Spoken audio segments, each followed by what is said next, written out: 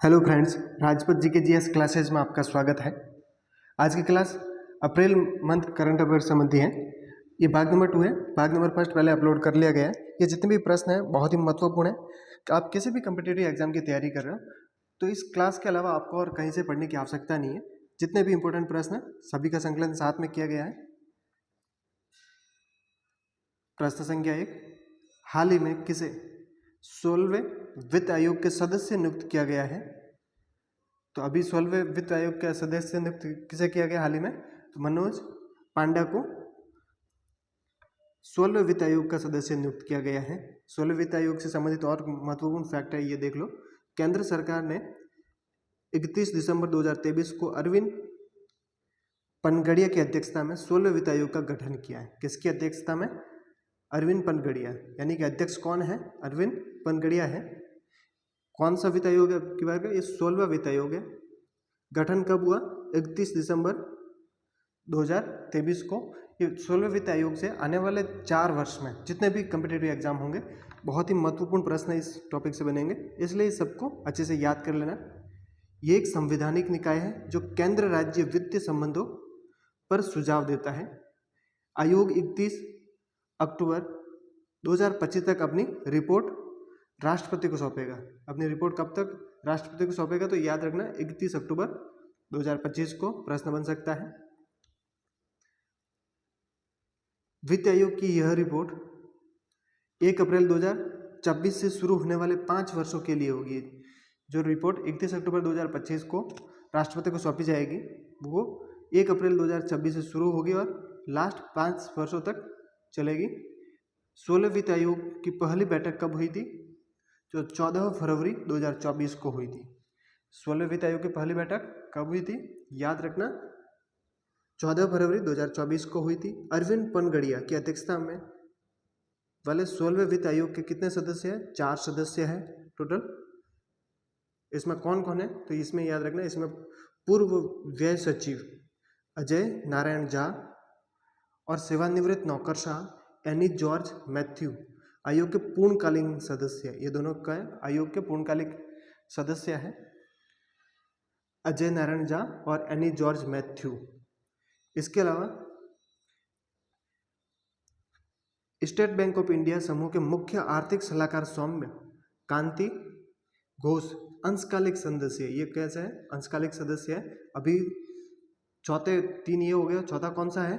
मनोज पांडा हो गया, ये भी अंशकालिक है। इनका कार्यकाल कब से? शपथ ग्रहण करने की तारीख से 31 अक्टूबर 2025 तक इनका कार्यकाल रहेगा, मनोज पांडे का। प्रश्न संख्या 2, हाल ही में किसने भारतीय वाणिज्य एवं उद्योग मंडल एसोचैम के अध्यक्ष पद पर किसे नियुक्त किया है? तो संजय नायर को नियुक्त किया गया है। प्रश्न संख्या 3, राष्ट्रीय न्यायिक अकादमी के निदेशक नियुक्त किया गया है। राष्ट्रीय न्यायिक अकादमी के निदेशक हाल ही में किसे नियुक्त किया गया है? तो जस्टिस अनिरुद्ध बोस को नियुक्त किया गया है। अगर अब तक चैनल को सब्सक्राइब नहीं किया तो चैनल को सब्सक्राइब, लाइक और शेयर कीजिए। आने वाले कम्पिटेटिव एग्जाम के लिए बहुत ही क्लास ये महत्वपूर्ण रहेगी। इसी के साथ में इस चैनल के माध्यम से आपको science, maths, reasoning, current affairs की मंथली क्लास प्रोवाइड करवाई जाएगी और जीके जीएस क्लासें फ्री ऑफ कॉस्ट दी जाएगी। जीके जीएस क्लासेज किसके? जीके जीएस क्लासेज जो आने वाले सभी कम्पिटेटिव एग्जाम के लिए महत्वपूर्ण रहेगी। RRB, NTPC, technician, non technician, ELP, RPF, constable और एसआई के लिए। प्रश्न संख्या 4, हाल ही में युवराज सिंह को किसका ब्रांड एम्बेसडर नियुक्त किया गया है?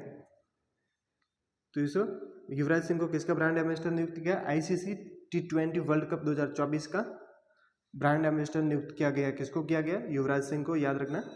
प्रश्न संख्या 5, 21 अप्रैल 2024 को सिट्रोएन इंडिया का ब्रांड एम्बेसडर किसे नियुक्त किया गया है? तो महेंद्र सिंह धोनी को सिट्रोएन इंडिया का ब्रांड एम्बेसडर नियुक्त किया गया है। कब किया? 21 अप्रैल 2024 को। प्रश्न संख्या 6, जापान की प्रतिष्ठित इंजीनियरिंग अकादमी के अंतर्राष्ट्रीय फेलो के रूप में किसे चुना गया है? प्रोफेसर कौशिक राजशेखर को चुना गया है। प्रश्न संख्या 7, अंतरिक्ष शैर पर जाने वाले पहले भारतीय पर्यटक कौन बने? अंतरिक्ष की यात्रा करने वाले, अंतरिक्ष की सैर करने वाले पहले भारतीय पर्यटक कौन बने? तो याद रखना, उद्यमी एवं पायलट गोपी थोटाकुरा अंतरिक्ष की यात्रा करने वाले पहले भारतीय पर्यटक हैं, याद रखना, सैर करने वाले। प्रश्न संख्या 8, लक्ष्मण तीर्थ नदी क्यों प्रसिद्ध है? अभी हाल ही में चर्चा में रही लक्ष्मण तीर्थ नदी, ये क्यों प्रसिद्ध है, उसका कारण क्या है? कर्नाटक के कोटागु जिले में स्थित लक्ष्मण तीर्थ नदी अपनी प्राकृतिक सुंदरता के लिए प्रसिद्ध है और ये हाल ही में क्यों चर्चित रही है कि ये हाल में सूख गई है, इसकी वजह से वहाँ चर्चा में रही है। प्रश्न संख्या 9, भारतीय वायुसेना का सैन्य अभ्यास गगन शक्ति 2024 कब शुरू हुआ? 1 अप्रैल 2024 का। किसका अभ्यास है? भारतीय वायुसेना का सैन्य अभ्यास है जो 1 अप्रैल 2024 को शुरू हुआ है। प्रश्न संख्या 10, 11 दिवसीय भारत उज्बेकिस्तान सैन्य अभ्यास दस्तलीग, सैन्य अभ्यास का नाम क्या है? दस्तलीग है। ये कब संपन्न हुआ? ये 26 अप्रैल 2024 को संपन्न हुआ। कितने दिवसीय था? 11 दिवसीय, भारत और उज्बेकिस्तान के बीच में। प्रश्न संख्या 11, पेरिस ओलंपिक जूरी सदस्य में शामिल होने वाली पहली भारतीय महिला कौन है? जूरी सदस्य में शामिल होने वाली पहली भारतीय महिला कौन है? बिल्किस मीर है। इंटरनेशनल कैनो फेडरेशन द्वारा ओलंपिक के लिए घोषित 18 सदस्यीय जूरी में एशिया से सिर्फ कितने लोग को चयन किया गया? 2 का। इसके अलावा जितने भी बाकी सारे यूरोपीय व्यक्ति हैं, 2 लोग एशिया से चयनित किए गए, उनमें से एक बिल्किस मीर हैं। ग्रीष्मकालीन ओलंपिक खेल 26 जुलाई से 11 अगस्त 2024 तक होंगे। ग्रीष्मकालीन ओलंपिक खेल कब होंगे? 26 जुलाई से 11 अगस्त 2024 तक होंगे। इंपॉर्टेंट प्रश्न है आने वाले एग्जाम के लिए कि ग्रीष्मकालीन ओलंपिक खेल कब होंगे? 26 जुलाई से 11 अगस्त तक होंगे। और कहाँ पर आयोजित होंगे? तो ये पेरिस में आयोजित होंगे। प्रश्न संख्या 12, 14 अप्रैल 2024 को लोकलाहोमा थ्रो प्रतियोगिता में डिस्कस थ्रो में 1986 से चला आ रहा विश्व रिकॉर्ड किसने तोड़ा है? कब से चला आ रहा विश्व रिकॉर्ड? 1986 से रेगुलर डिस्कस थ्रो में किसने तोड़ा है? तो लिथुआनिया के माइको लास अलेक्रा ने रिकॉर्ड तोड़ दिया। 1986 से चला आ रहा किस प्रतियोगिता में? लोकलाहोमा थ्रो प्रतियोगिता में, डिस्कस थ्रो के लिए। प्रश्न संख्या 13, हाल ही में किसने सेलिंग में भारत का दूसरा पेरिस ओलंपिक कोटा हासिल किया है? नेत्रा कुमानंद ने। सेलिंग में भारत का दूसरा पेरिस ओलंपिक कोटा किसने हासिल किया? नेत्रा कुमानंद ने किया है। रोइंग में भारत का पहला ओलंपिक कोटा किसने हासिल किया? बलराज पंवार ने, याद रखना।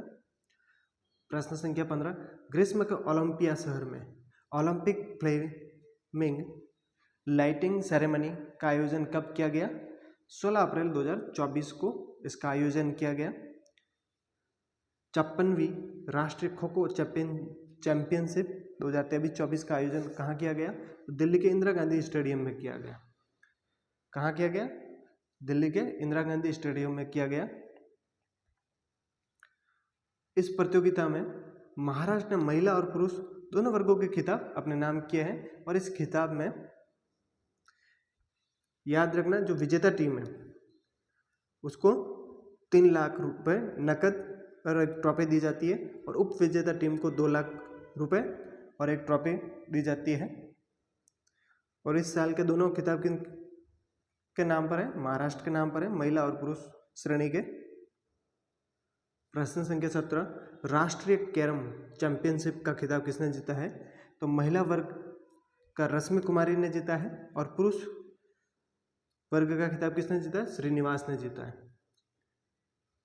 प्रश्न संख्या 18, अंतर्राष्ट्रीय भारोत्तोलन महासंघ के तत्वावधान में 2024 का IWF विश्व कप 31 मार्च से 11 अप्रैल 2024 तक कहाँ आयोजित किया गया था? थाईलैंड के फुकेत में आयोजित किया गया था। IWF इस प्रतियोगिता में राष्ट्रमंडल खेलों की रजत पदक विजेता बिंदिया रानी देवी है। कौन है? बिंदिया रानी देवी है। ने कांस्य पदक जीता है। शूटिंग में भारत के लिए विश्व ओलंपिक कोटा किसने हासिल किया? किसमें? शूटिंग में विश्व ओलंपिक कोटा किसने हासिल किया? तो पलक गुलिया ने शूटिंग में भारत के लिए विश्व ओलंपिक कोटा हासिल किया है। 14 अप्रैल 2024 को ब्राजील के रियो डी जनेरियो में ISSF final Olympic qualification championship में महिलाओं का 10 मीटर एयर पिस्टल में कांस्य पदक जीता है। किसने? पलक गुलिया ने। और शूटिंग में भारत के लिए विश्व ओलंपिक कोटा हासिल किया है इन्होंने। प्रश्न संख्या 20, तीरंदाजी विश्व कप के चरण फर्स्ट का आयोजन 23 से 28 अप्रैल 2024 को कहाँ हुआ था? चीन के संघाई में हुआ था। कहाँ पर होता? चीन के संघाई में हुआ था। भारत ने इस टूर्नामेंट में कितने टोटल पदक जीते? तो टोटल कुल 8 पदक जीते, उसमें से 5 स्वर्ण है, 2 रजत है और 1 कांस्य पदक सहित टोटल 8 पदक जीते हैं। इस टूर्नामेंट में भारतीय तीरंदाजों को कंपाउंड स्पर्धा में 4 स्वर्ण पदक जीते। कंपाउंड स्पर्धा में कितने स्वर्ण पदक जीते हैं? 4 और 1 रजत पदक जीता है कंपाउंड स्पर्धा में, याद रखना। भारतीय रिकर्व पुरुष टीम ने शीर्ष वरीयता प्राप्त दक्षिण कोरियाई टीम किसको हराया? दक्षिण कोरियाई टीम को हराकर 14 वर्ष पश्चात स्वर्ण पदक जीता है। किसने? भारतीय रिकर्व पुरुष टीम ने। प्रश्न संख्या 21, एशियाई कुश्ती ओलंपिक क्वालिफिकेशन 2024 में कितने भारतीयों ने पेरिस 2024 कोटा हासिल किया है? तो 3 भारतीयों ने एशियाई कुश्ती ओलंपिक क्वालिफिकेशन 2024 में पेरिस 2024 में कोटा हासिल किया है। 3 भारतीयों ने कौन कौन है? विनेश फोगाट, अंशु मलिक और रितिका हुडा ने पेरिस 2024 में कोटा हासिल किया है। ये प्रश्न बहुत ही इंपॉर्टेंट है आने वाले एग्जाम के लिए, इसलिए इन सभी प्रश्नों को अच्छे से याद कर लेना। इस प्रश्नों के अलावा अगर ये दोनों वीडियो आपने अच्छे से देख लिए तो इसके अलावा आपको कहीं से कुछ भी पढ़ने की आवश्यकता नहीं है। प्रश्न संख्या 22, एशियाई कुश्ती चैंपियनशिप में भारत ने कुल कितने पदक जीते हैं? 9 पदक, उसमें से 4 रजत हैं और 5 कांस्य पदक हैं। प्रश्न संख्या 23, हॉकी इंडिया के 6वें वार्षिक पुरस्कार 2023 समारोह का आयोजन कब किया गया? तो नई दिल्ली में 31 मार्च 2024 को। हॉकी इंडिया 6वें वार्षिक पुरस्कार 2023 का समारोह नई दिल्ली में किया गया। कब किया गया? 31 मार्च 2024 को। Hockey India major Dhyanchand lifetime achievement पुरस्कार किसे दिया गया? तो अशोक कुमार को दिया गया। Hockey India major Dhyanchand lifetime achievement award, important प्रश्न है, बन सकता है। अशोक कुमार, याद रखना है। इसमें दूसरा फैक्ट है, वर्ष के सर्वश्रेष्ठ खिलाड़ी पुरुष वर्ग के लिए hockey India Balbir Singh senior पुरस्कार किसे दिया गया? तो हार्दिक सिंह को दिया गया। और महिला वर्ग में किसको दिया गया? तो सलीमा टेटे को दिया गया। पुरुष का पूछे तो हार्दिक सिंह याद रखना है, और महिला वर्ग के लिए पूछे सर्वश्रेष्ठ खिलाड़ी हॉकी में तो सलीमा टेटे है को दिया गया पुरस्कार है ये। प्रश्न संख्या 24, हाल ही में किसे कैम्ब्रिज शिक्षक पुरस्कार से के लिए नामित किया गया? तो केरल के तिरुवनंतपुरम की जीना जस्टन को कैम्ब्रिज शिक्षक पुरस्कार के लिए नामित किया गया है। प्रश्न संख्या 25, 24 अप्रैल 2024 को किसे लता दीनानाथ मंगेशकर पुरस्कार से सम्मानित किया गया है? तो बॉलीवुड मेगा स्टार अमिताभ बच्चन को लता दीनानाथ मंगेशकर पुरस्कार से सम्मानित किया गया। इंपॉर्टेंट प्रश्न है आने वाले एग्जाम के लिए। कब दिया गया? 24 अप्रैल 2024 को। किसे दिया गया? अमिताभ बच्चन को लता दीनानाथ मंगेशकर पुरस्कार से सम्मानित किया गया। प्रश्न संख्या 26, 18 अप्रैल 2024 को प्रतिष्ठित 2024 world press of the year पुरस्कार किसे प्रदान किया गया? तो मोहम्मद सलेम को। किसे? मोहम्मद सलेम को 2024 world press of the year पुरस्कार से सम्मानित किया गया, प्रदान किया गया। प्रश्न संख्या 27, अमेरिका स्थित स्पेस फाउंडेशन द्वारा अंतरिक्ष अन्वेषण के लिए जॉन एल जेक स्विगट जूनियर पुरस्कार 2024 किसे प्रदान किया गया? चंद्रयान 3 टीम को प्रदान किया गया। प्रश्न संख्या 28 राष्ट्रीय मूल्यांकन और प्रत्यायन परिषद नेक द्वारा जयपुर नेशनल यूनिवर्सिटी को गुणवत्तापूर्ण और उत्कृष्ट शिक्षा के लिए कौन सी ग्रेड प्रदान की गई है? तो उसे ए ग्रेड प्रदान की गई है। प्रश्न संख्या 29, देश भर के आयुर्वेद, यूनानी, सिद्ध कॉलेजों के यूजी पाठ्यक्रम में किस पद्धति को अनिवार्य विषय के रूप में शामिल किया गया है? तो योग को अनिवार्य रूप से देश भर के आयुर्वेद, यूनानी, सिद्ध कॉलेजों में मुख्य पाठ्यक्रम में शामिल किया गया है। किसे? योग को।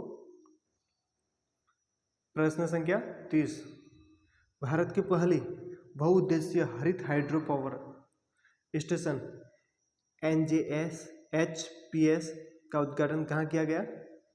तो हिमाचल प्रदेश के झाकड़ी में 24 अप्रैल 2024 को किया गया। कौन सी परियोजना? हरित हाइड्रो पावर स्टेशन। इससे संबंधित महत्वपूर्ण कुछ फैक्ट्स है। 1500 मेगावाट का Nathpa Jhakri hydro power station Satluj Jal Vidyut निगम का प्रोजेक्ट है। यह हाइड्रोजन पावर पायलट परियोजना दैनिक 8 घंटे की परिचालन में 14 किलोग्राम हरित हाइड्रोजन उत्पादन करेगी। 31 प्रश्न संख्या, विश्व भर के पासपोर्ट की रैंकिंग को लेकर अध्यक्ष में पासपोर्ट की वैलिडिटी की हर वर्ष लागत की तुलना में विश्व का दूसरा सबसे सस्ता पासपोर्ट किस देश का है? ये रैंकिंग हर वर्ष जारी की जाती है उसके वैलिडिटी की। तो इस वर्ष की रिपोर्ट के अनुसार विश्व का दूसरा सबसे सस्ता पासपोर्ट किस देश का है? तो भारत का है। और UAE का पासपोर्ट विश्व स्तर पर सबसे किफायती पासपोर्ट रूप में शीर्ष स्थान पर किसका? UAE का है। प्रश्न संख्या 32, देश में स्वच्छ ऊर्जा को अपनाने के मामले में देश में शीर्ष राज्य कौन से है? कर्नाटक और गुजरात स्वच्छ ऊर्जा को अपनाने में शीर्ष स्थान पर है। प्रश्न संख्या 33, वर्ष 2050 तक देश के कितने जिलों में गंभीर जल संकट हो सकता है? तो 50% से अधिक जिलों में गंभीर जल संकट की संभावना हो सकती है। प्रश्न संख्या 34, वाराणसी की तिरंगा बर्फी और ढलुआ धातु शिल्प को GI टैग मिला है। कब प्रदान किया गया ये? तो ये 16 अप्रैल 2024 को किया गया। याद रखना किन किन को? वाराणसी की तिरंगा बर्फी और ढलुआ धातु शिल्प को 16 अप्रैल 2024 को GI टैग प्रदान किया गया है। प्रश्न संख्या 35, अंटार्कटिका में तीसरा भारतीय डाकघर कब खोला गया है? तो अंटार्कटिका में तीसरा भारतीय डाकघर 5 अप्रैल 2024 को खोला गया है। इससे संबंधित कुछ महत्वपूर्ण फैक्ट है, याद रखना। यह डाकघर अंटार्कटिका में भारत के रिसर्च स्टेशन भारतीय स्टेशन में खोला गया है। ये तीसरा भारतीय डाकघर खोला गया है 5 अप्रैल 2024 को। ये कहाँ खोला गया? भारतीय स्टेशन में खोला गया है। इस नए पोस्ट ऑफिस को एक्सपेरिमेंटल तौर पर पिन कोड क्या है? MH 1718 दिया गया है, ये इसका पिन कोड है। तीसरे भारतीय डाकघर का जो कहाँ खोला गया? भारतीय स्टेशन में खोला गया। भारत ने अंटार्कटिका में अपना पहला डाकघर कब खोला गया था और कहाँ खोला गया? दक्षिण गंगोत्री में खोला गया। कब खोला गया? 1984 में पहला डाकघर। ये तीसरे नंबर का है, 5 अप्रैल 2024 को खोला गया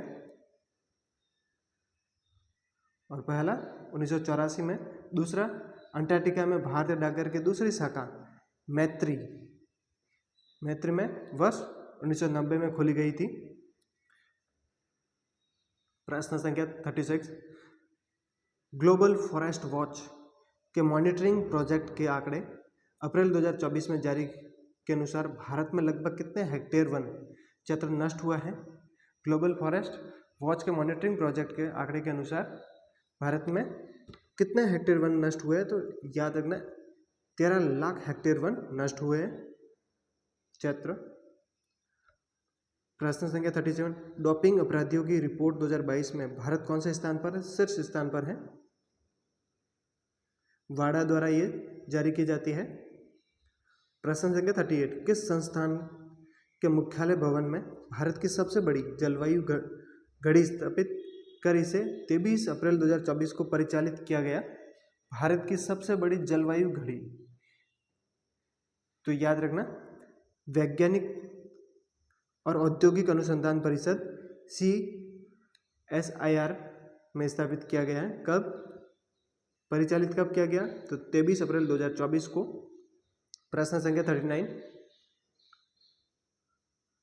अबूझमाड़, बीजापुर, सुकमा, बारसूर और दंतेवाड़ा ये क्षेत्र किस राज्य में है, जहाँ 30 से 70 हजार वर्ष पुराने पाषाणकालीन मानव सभ्यता के उपकरण प्राप्त हुए हैं। किस काल के पाषाणकालीन मानव सभ्यता के उपकरण प्राप्त हुए, ये स्थान कहाँ पर है, अबूझमाड़, बीजापुर, सुकमा, बारसूर, दंतेवाड़ा, तो ये छत्तीसगढ़ राज्य में स्थान पड़ते हैं। प्रश्न संख्या 40, नॉर्वे के किस खिलाड़ी ने ATP बार्सिलोना ओपन 500 टेनिस का खिताब एकल खिताब जीता, तो कैस्पर रूड ने। प्रश्न संख्या 41, भारत ने इजरायली मूल की हवा से सतह पर मार करने वाली किस बैलिस्टिक मिसाइल के नए संस्करण का सफल परीक्षण 23 अप्रैल 2024 को किया है।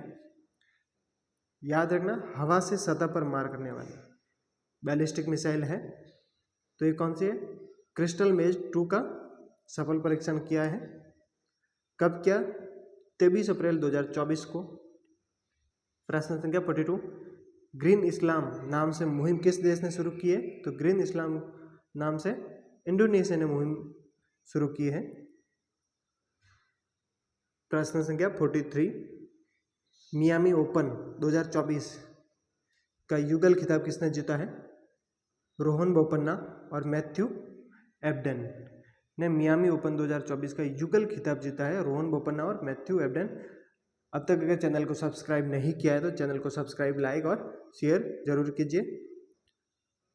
प्रश्न संख्या 44, भारत किस जैन आचार्य को अमेरिकी राष्ट्रपति के गोल्ड वॉलंटियर सर्विस पुरस्कार से 15 अप्रैल 2024 को सम्मानित किया गया है, तो लोकेश मुनि को किस पुरस्कार से, गोल्ड वॉलंटियर सर्विस पुरस्कार से।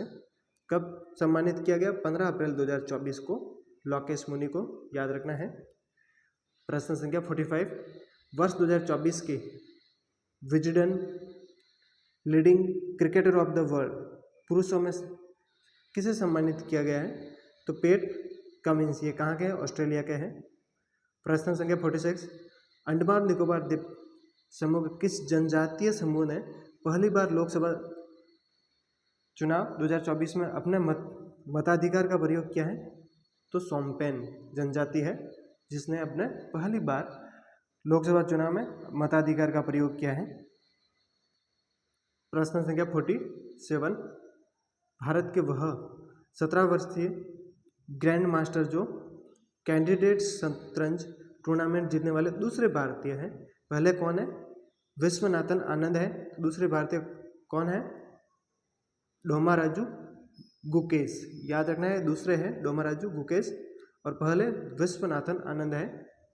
प्रश्न संख्या 48, किस भारतीय स्क्वैश खिलाड़ी ने पेशेवर स्क्वैश से संन्यास की घोषणा की अप्रैल 2024 में, तो सौरव घोषाल ने संन्यास की घोषणा की है।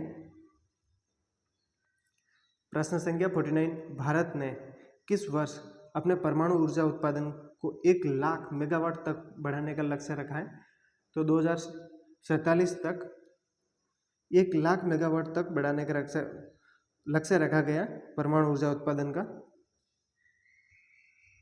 प्रश्न संख्या 50 यूरोपीय खगोलविदों द्वारा आकाशगंगा मिल्की वे में खोजे गए सबसे बड़े तार के ब्लैक होल को क्या नाम दिया गया है?